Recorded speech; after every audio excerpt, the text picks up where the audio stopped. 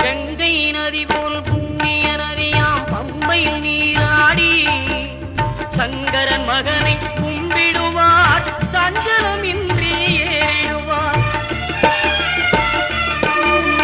நீலிமலை ஏற்றம் சிவபாலனும் ஏற்றிடுவார். காலமெல்லாம் நமக்கே அருள்காவலராயிருப்பார். தேகபலம் தா பாதபலம் தா தேகபலம் தா பாதபலம் தா தேகபலம் தாய